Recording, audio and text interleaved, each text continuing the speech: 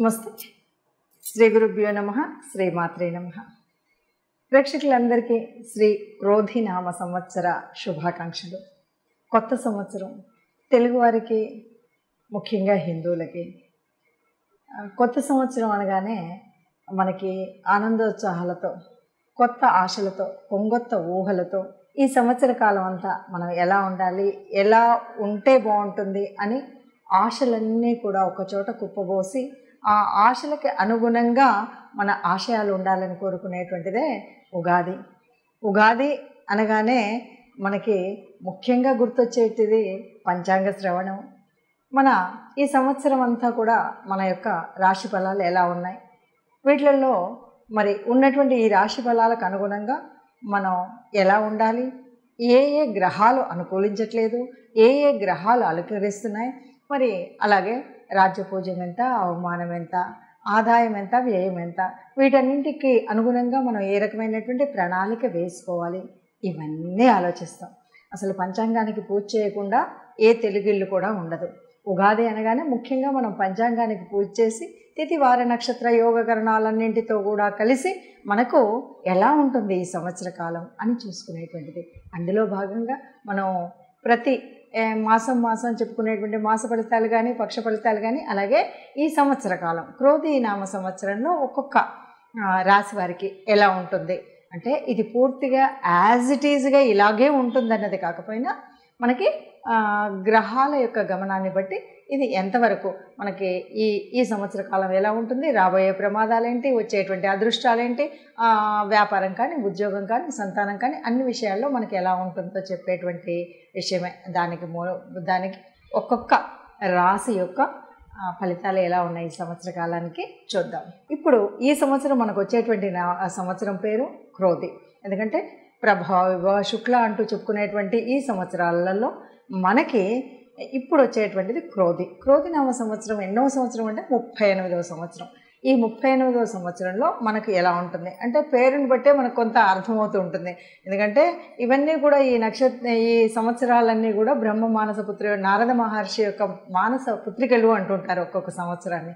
మరి ఈ సంవత్సర నామాలని బట్టి కూడా మనం కొంత ఫలితాలని అంచనా వేస్తూ ఉంటాం. క్రోధి అంటే ప్రతి ఒక్కరికి కూడా ఓ రకంగా కోపం రావడం ఇలాంటివన్నీ ఉంటాయి. ఎందుకంటే ఇక్కడ ఉండేటువంటి నవనాయకుల యొక్క స్థితిగతులను బట్టి ఈ పరిస్థితి ఉంటుంది. మరి అలా ఉన్నప్పుడు ఏం చేయాలి, ఎట్లా చేయాలి అనేటువంటిది తెలుసుకుందాం. దానికి ఒక్కొక్క రాశి ఫలితాన్ని మనం చూద్దాం. తదుపరి రాశి మకర రాశి. మకర రాశి వారికి క్రోధి నామ సంవత్సరంలో మరి ఎలా ఉంది అంటే ఆదాయం 14, వ్యయం 14, వచ్చినట్టు ఖర్చు పెట్టేస్తాం. రాజ్యపూజ్యం 3, అవమానం 1.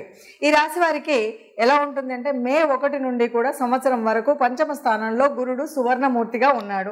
శనిశ్చరుడు సంవత్సరం అంతా ద్వితీయ స్థానంలో సువర్ణమూర్తిగాను, రాహుకేతువులు సంవత్సరం నుండి సంవత్సరాంతం వరకు తృతీయ భాగ్యస్థానంలో రజతమూర్తులుగా ఉన్నారు. ఇక పంచమ స్థానంలో గురుడు సంతానాభివృద్ధిని, సంపద వృద్ధిని, ఆర్థికతను, ఎదుగుదల వీటన్నిటిని కూడా పరిపుష్టిగా ఇస్తాడు. స్టాక్ మార్కెట్లను ఆకర్షించి విశేషమైనటువంటి లాభాలను పొందుతారు వీళ్ళు ఎవరైనా సరే. గృహంలో ముఖ్యంగా శుభ సందర్భాలు ఉంటాయి. బంధుమిత్రులందరూ కూడా సమాయోగం అవుతారు. నూతనంగా గృహమందలో చక్కటి కొత్త సంతానం వచ్చేటువంటి అవకాశం ఉంటుంది. అన్ని రకాల వృత్తుల వారికి, అన్ని రంగాల్లో పనిచేసే వారికి జన్మ రాశి రీత్యా పంచమ రాశిలో సువర్ణమూర్తివంతుడైనటువంటి గురుడు అదృష్టాన్ని కలిగిస్తాడు. విద్యార్థులు ఉన్నత చదువులకై ఇతర దేశాలకు వెళ్ళే అవకాశం ఉంటుంది. ఇప్పటికే ఇతర దేశాల్లో చదువు పూర్తి చేసిన వారికి ఉన్నత ఉద్యోగ అవకాశాలు ఉంటాయి. ఉద్యోగం ఇప్పటికే పొందినటువంటి వారికి కళ్యాణాది శుభయోగాలు ఉంటాయి. సంవత్సరాంతం కూడా చక్కగా సిద్ధిస్తాయి. మకర రాశి వారికి అప్రమత్తంగా ఉండి ఆర్థిక విషయాల్లో క్రమశిక్షణ కలిగి ఉండడం వల్ల వృత్తి వ్యాపారాలలో ఆశించినటువంటి ఫలితాలు దక్కుతాయి. మీ సొంత ఇంటిని మరియు సంపద మరియు కుటుంబాన్ని ప్రభావితం చేయగలిగేటువంటి స్థితి ఉంటుంది. అలాగే ఉద్యోగస్తులకు వేతనాల పెంపు అనేటువంటిది కూడా ఉంటుంది. వీరు అన్ని రంగాల్లో ఆశించినటువంటి విశేషమైనటువంటి అభివృద్ధిని అనుభవిస్తారు. సంతానం కూడా ఆశించిన ప్రతిభ కనబరిచి అండగా ఉంటారు. మీరు మీ సంతానానికి ప్రేరణ కలగజేయడం ద్వారా వారి వృద్ధికి తోడ్పడతారు. సమాజంలో మీ స్థానం కూడా మెరుగవుతుంది. పెట్టుబడి మరియు స్పెషల్లీ స్పెక్యులేషన్లో లాభాలను ఆశిస్తారు. అట్లాగే ఇది మంచి సమయం కూడా. మీ ఆర్థిక స్థితి కూడా మెరుగుపడేటువంటి అవకాశం ఉంది. ఉద్యోగ విషయాల్లో ఎప్పటి నుండో సమస్యలు ఎదుర్కొనేటువంటి వారికి న్యాయ సహాయం ఆర్జించేటువంటి అవకాశం, అనుకూల సమయం కూడా. కోర్టు వ్యవహారాల్లో లిటిగేషన్స్ ఏవైనా ఉంటే వాటి నుండి విముక్తి పొందేటువంటి సమయం ఇది.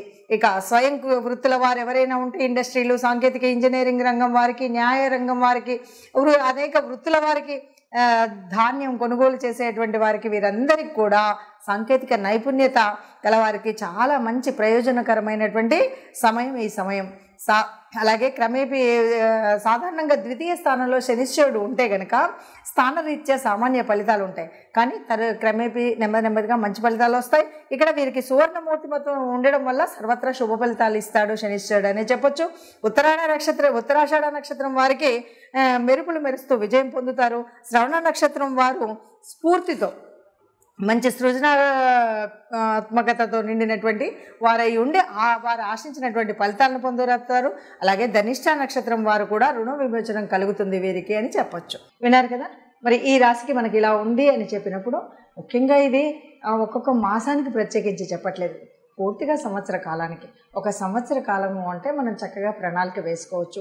ఏ వ్యవహారంలో ఏ గ్రహాన్ని అనుకూలిస్తుంది, ఏ గ్రహం అనుకూలించట్లేదని చూసుకోవడమే కాకుండా సంవత్సర నామంలోనే క్రోధి అని ఉంది కాబట్టి మనల్ని మనం మానసికంగా కొంత ప్రశాంతతతో, కొంత ఓపికతో, కొంత మనం ఆలోచనని సరిగ్గా వేసుకొని, అంచనా వేసుకొని ఒక్కొక్క అడుగు ముందుకు వేసినట్లయితే ఏ కష్టం రాకుండా ఈ సంవత్సర కాలం అంతా సుఖంగా సంతోషంగా ఉంటాం. ముఖ్యంగా మనం ఆశించేది ఏంటి అంటే అందరం కూడా సంతోషంగా ఉండాలి, అందరం కూడా ఆనందంగా ఉండాలి, అందరికీ అన్ని ఉత్సాహంగా చైతన్యంతో కూడినటువంటి పనులే జరగాలి.